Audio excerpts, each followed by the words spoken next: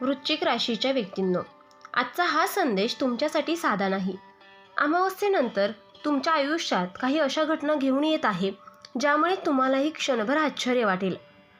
अनेक दिवस शांत असलेले तुमचं घर अचानक गजबजून जाऊ शकतं. दारावरची बेल वारंवार वाजू शकते, फोनची रिंग थांबेनाशी होऊ शकते आणि काही असे चेहरे तुमच्यासमोर येऊ शकतात ज्यांची तुम्ही अपेक्षाही केली नसेल. परंतु मित्रांनो, प्रत्येक येणारी व्यक्ती शुभ हेतूनेच येते असं नसतं. काही लोक आनंदाची बातमी घेऊन येतात, काही जण जुनी नाती पुन्हा जुळवण्याचा प्रयत्न करतात, तर काही व्यक्ती तुमच्या मनातील गोष्टी जाणून घेण्यासाठी गोड बोलण्याचा मुखवटा घालून तुमच्यासमोर उभ्या राहतील. विशेष म्हणजे या गर्दीत एक अशी व्यक्ती असू शकते जिच्या एका वाक्यामुळे किंवा एका निर्णयामुळे तुमच्या घरातील वातावरण पूर्णपणे बदलू शकतं. ही व्यक्ती तुमच्यासाठी भाग्य घेऊन येईल की परीक्षा, हा प्रश्न अत्यंत महत्त्वाचा आहे. म्हणून हा व्हिडिओ शेवटपर्यंत नक्की पहा, कारण शेवटी सांगितलेला एक संकेत वृश्चिक राशीच्या अनेक व्यक्तींसाठी डोळे उघडणारा ठरू शकतो. जर तुम्ही तो संकेत वेळेवर ओळखला तर मोठ्या अडचणी टाळून नव्या संधीचं स्वागत करू शकाल. आता नंबर 1 आहे, अमावस्येनंतर तुमच्या घरात काहीतरी असं घडणार आहे ज्याची तुम्ही कल्पनाही केली नसेल. अचानक घरात लोकांची ये-जा वाढेल, फोनची घंटी वाजेल आणि काही चेहरे पुन्हा तुमच्या आयुष्यात परत येतील. पण या गर्दीमागे आनंद दडलेला आहे की एखादा मोठा इशारा?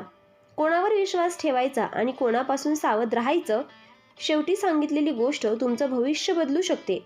त्यामुळे हा व्हिडिओ शेवटपर्यंत नक्की पहा. अमावस्येनंतरचा काळ तुमच्यासाठी अनपेक्षित बदल घेऊन येत आहे. बराच काळ शांत असलेलं घर अचानक गुजबुजून जाईल. नातेवाईक, मित्र किंवा ओळखीचे लोक भेटायला येऊ शकतात. काही जण शुभवार्ता घेऊन येतील, तर काही लोक फक्त चौकशी करण्यासाठी जवळ येतील. त्यांच्या बोलण्यातला हेतू ओळखणं आवश्यक आहे. प्रत्येकावर लगेच विश्वास ठेवू नका. तुमच्या मनाचा आवाज ऐका, निरीक्षण करण्याची सवय लावा, कारण प्रत्येक हसरा चेहरा आपला असतोच असं नाही. या काळात सावध राहणं अत्यंत महत्त्वाचं ठरेल.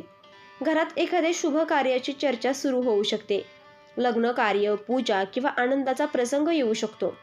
यामुळे घरात उत्साहाचं वातावरण निर्माण होईल. लोकांची ये-जा वाढेल, घरातील सदस्यही व्यस्त होतील. या गडबडीत स्वतःच्या आरोग्याकडे दुर्लक्ष करू नका. वेळेवर जेवण आणि विश्रांती घ्या. जास्त ताण घेऊ नका. आनंदाचा क्षण मनापासून जपा. कुटुंबासोबत वेळ घालवा, कारण हे क्षण पुन्हा परत येत नाहीत. पण या गर्दीत एक व्यक्ती अशी असणार आहे जिचं खरं रूप पाहून तुम्ही थक्क व्हाल. भूतकाळातील एखादी व्यक्ती पुन्हा संपर्क साधू शकते. जुन्या आठवणी ताज्या होतील. गैरसमज दूर करण्याची संधी मिळेल. मात्र पुन्हा विश्वास ठेवताना विचार करा. भावनांच्या आहारी जाऊ नका. स्वतःचं मन काय सांगतंय ते ऐका. जुन्या चुका पुन्हा करू नका. अनुभवातून शिका आणि योग्य अंतर राखा. स्वाभिमान जपा आणि निर्णय घाईघाईत घेऊ नका. घरातील खाजगी गोष्ट प्रत्येकाला सांगू नका. योजना गुपित ठेवा. आर्थिक व्यवहारांबद्दल जास्त बोलू नका. काही लोक फक्त माहिती मिळवण्यासाठी जवळ येतील. त्यांच्या गोड बोलण्याला बळी पडू नका. सावधपणे उत्तर द्या. विश्वास जपून ठेवा. प्रत्येकाला मनातील गोष्ट सांगू नका. काही गोष्टी स्वतःपुरत्याच ठेवा. यामुळे भविष्यातील अडचणी टाळता येतील. शांतता हीच तुमची ताकद असेल. अचानक वाढलेल्या पाहुणचारामुळे खर्च वाढू शकतो. मन मोठं असलं तरी नियोजन आवश्यक आहे. अनावश्यक खर्च टाळा. आर्थिक निर्णय विचारपूर्वक घ्या. उधारी देताना सावध राहा. प्रत्येक गोष्ट लिहून ठेवा. भविष्यासाठी थोडी बचत करा. भावनांवर नियंत्रण ठेवा. दिसण्यापेक्षा गरजेला प्राधान्य द्या. संयमाने निर्णय घ्या.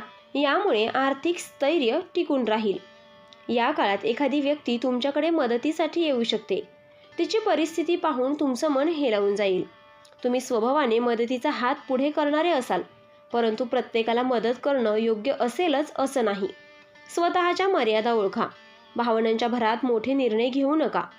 कोणालाही पैसे देताना विचार करा. विश्वास आणि व्यवहार यामध्ये अंतर ठेवा. स्वतःच्या कुटुंबाची जबाबदारी आधी पूर्ण करा. त्यानंतरच इतरांसाठी पुढे या, कारण तुमची सुरक्षितता आणि स्थैर्यही तितकंच महत्त्वाचं आहे. घरात धार्मिक वातावरण निर्माण होण्याची शक्यता आहे. पूजा, पाठ, नामस्मरण किंवा भजनाचे आयोजन होऊ शकते. यामुळे घरातील नकारात्मकता दूर होईल. मनाला एक वेगळीच शांती लाभेल. कुटुंबातील सदस्यांमध्ये एकोपा वाढेल. ज्येष्ठ व्यक्तींचे आशीर्वाद मिळतील. देवावरील श्रद्धा अधिक दृढ होईल.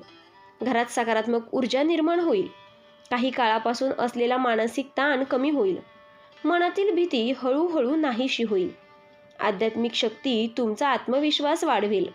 ज्येष्ठ व्यक्तींचे अनुभव तुमच्यासाठी अमूल्य ठरतील. त्यांच्या शब्दांमध्ये जीवनाचं मोठं ज्ञान दडलेलं असेल. त्यांच्या सल्ल्याकडे दुर्लक्ष करू नका. ते सांगत असलेली प्रत्येक गोष्ट लक्षपूर्वक ऐका. तुमच्या अडचणीचं उत्तर त्यांच्याकडेच असू शकतं. त्यांचा अनुभव तुम्हाला चुकीपासून वाचवू शकतो. अहंकार बाजूला ठेवा. नम्रतेने त्यांच्याशी संवाद साधा. त्यांच्या आशीर्वादामुळे मार्ग सुकर होईल. घरातील वातावरण अधिक प्रेमळ बनेल आणि त्यांची साथ तुमच्यासाठी आधार ठरेल. पुढे सांगितलेली गोष्ट अनेकांना धक्का देणारी ठरू शकते, कारण या गर्दीतून एक अशी बातमी समोर येऊ शकते जी तुमच्या आयुष्याची दिशा बदलून टाकेल. घरातील एखाद्या सदस्याला मोठं यश मिळू शकतं. नोकरी, शिक्षण किंवा व्यवसायात प्रगती होईल. ही आनंदाची बातमी संपूर्ण कुटुंबाला जवळ आणेल. घरात उत्साहाचं वातावरण निर्माण होईल. प्रत्येकजण आनंद साजरा करेल. जुन्या चिंता काही काळासाठी दूर होतील. कष्टाचं फळ मिळण्याचं समाधान लाभेल. एकमेकांचा अभिमान वाटेल. आशीर्वाद आणि शुभेच्छांचा वर्षाव होईल. हा क्षण मनापासून जपा, कारण अशा आनंदाचे क्षण खूप खास असतात. काही लोक तुमच्याबद्दल चुकीच्या गोष्टी पसरवू शकतात. तुमच्या यशामुळे काहींना अस्वस्थता वाटू शकते.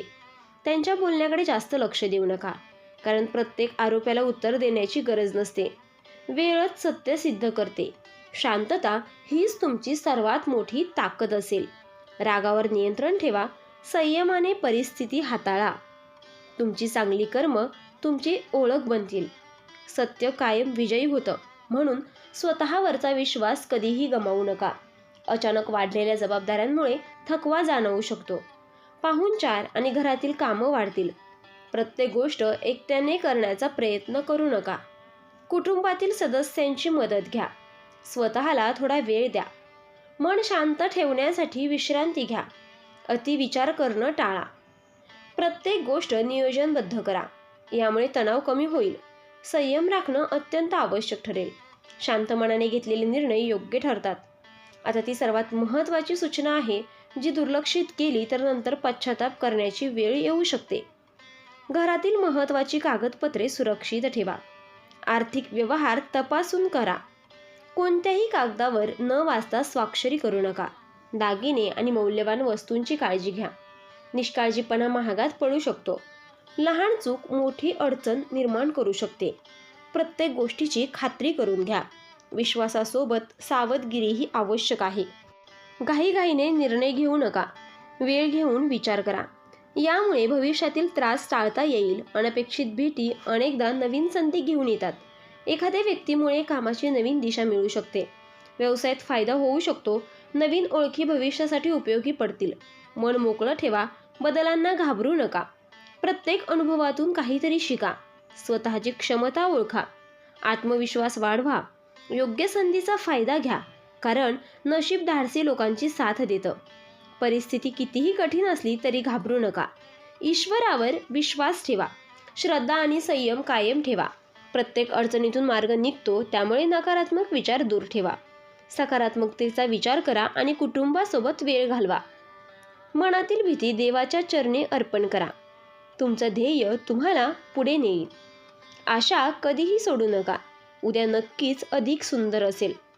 अमावस्येनंतरचा हा काळ केवळ गर्दीचा नाही, हा लोकांना ओळखण्याचा काळ आहे. कोण आपला आहे आणि कोण स्वार्थासाठी जवळ येतंय हे तुम्हाला स्पष्टपणे जाणवेल. काही नाती अधिक घट्ट होतील, तर काही नाते आपोआप दूर जातील. प्रत्येक अनुभव तुम्हाला काहीतरी शिकवून जाईल. सावध राहा, पण घाबरू नका. श्रद्धा, संयम आणि योग्य निर्णय यांची साथ ठेवा, कारण प्रत्येक परीक्षा माणसाला अधिक मजबूत बनवते आणि प्रत्येक अंधारानंतर नव्या प्रकाशाची सुरुवात नक्कीच होते. वृश्चिक राशीची ओळख म्हणजे ध्येय, गूढता आणि संकटातही योग्य मार्ग घेण्याची क्षमता. अमावस्येनंतरचा हा काळ तुम्हाला लोकांची खरी ओळख करून देऊ शकतो. काही नाती अधिक मजबूत होतील, तर काही नात्यांमधील वास्तव समोर येईल. घाबरण्याची गरज नाही. फक्त सावध राहा, शांत राहा आणि कोणताही निर्णय घेताना आपल्या अंतर्मनाचा आवाज ऐका. माऊलींची कृपा आणि तुमचा आत्मविश्वास तुम्हाला प्रत्येक अडचणीतून मार्ग दाखवेल. तर मित्रांनो, जर तुम्ही हा व्हिडिओ शेवटपर्यंत पाहिला असेल तर कमेंटमध्ये जय श्री स्वामी समर्थ नक्की लिहा आणि आम्हाला सांगा या व्हिडिओमध्ये तुम्हाला कोणता संकेत सर्वात जास्त आवडला. तर मित्रांनो, आपण डिस्क्रिप्शनमध्ये अंगठी आणि लॉकेट सुचवले आहेत. त्याचे खूप प्रभावी रिझल्ट आहेत. खूप राशीच्या जातकांनी याचा उपयोग केला आहे. तरी आपण एकदा वापरून पहा, कारण यामुळे शनिदेव महाराज तुमच्यावर कृपादृष्टी ठेवतील. जर तुम्ही सुद्धा वृश्चिक राशीचे असाल तर कमेंटमध्ये ओम नमः शिवाय नक्की लिहा आणि ही सकारात्मक ऊर्जा इतर राशींच्या लोकांपर्यंत पोहोचवा. व्हिडिओ आवडला असेल तर लाईक करा, शेअर करा आणि चॅनल सबस्क्राईब करून बेल आयकॉन दाबा, कारण पुढचा व्हिडिओ तुमच्या आयुष्यातील आणखीन एक मोठा बदल घेऊन येणार आहे. देव तुमचं भलं करो.